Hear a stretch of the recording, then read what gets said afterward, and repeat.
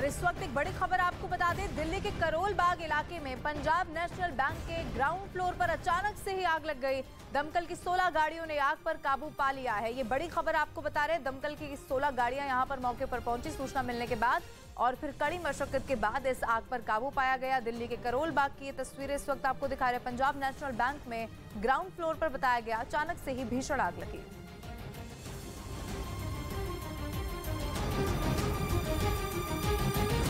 लुटाने के लिए हार्प से छोड़ी गई तरंगों का इस्तेमाल किया जाता है जो बेहद हाई फ्रीक्वेंसी की होती हैं। और तुर्की ने आशंका जताई कि इसी सिस्टम का इस्तेमाल समंदर की गहराई में करके भूकंप पैदा किया गया।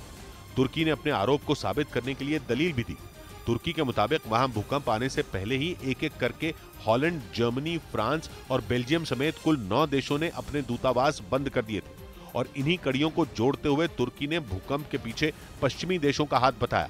उधर भूकंप की त्रासदी झेल रहे तुर्की में खतरा अभी टला नहीं है। जानकारों के मुताबिक आने वाले दिन तुर्की के लिए और भी भारी पड़ने वाले हैं क्योंकि अगले 6 महीनों तक वहां भूकंप के कई झटके लग सकते हैं और ये झटके एक बार फिर तुर्की की तबाही की वजह बन सकते हैं, जो कि 6 फरवरी को आए भूकंप के बाद की विनाश लीला से अब भी जूझ रहा है।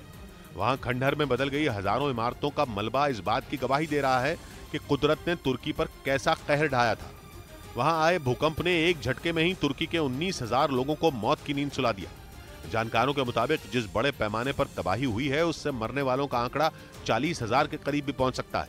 लेकिन डराने वाली बात सिर्फ यही नहीं है, बल्कि कहा तो ये जा रहा है कि तुर्की पर अगले कुछ महीने भारी पड़ने वाले हैं।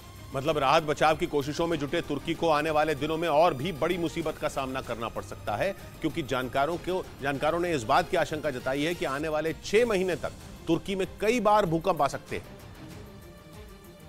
और ये भूकंप ऐसी इमारतों के लिए काल साबित हो सकते हैं जो 6 फरवरी के भूकंप के झटकों से बच गई हैं, क्योंकि तुर्की की ये इमारतें उस भयानक भूकंप से बच भले ही गई हों लेकिन वो झटकों से बेहद कमजोर हो चुकी हैं। एक रिपोर्ट के मुताबिक तुर्की के 10 प्रांतों में 10,000 से ज्यादा इमारतें धराशायी हो गई, जबकि 50,000 से 1,00,000 इमारतें ऐसी हैं जिनमें खतरनाक दरारें पड़ गई।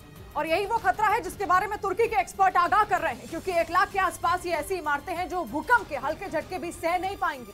यानी अब अगर तुर्की में भूकंप आया तो ये इमारतें आसानी से ध्वस्त हो जाएंगी और इनमें रहने वाले लोगों की जान भी जा सकती है।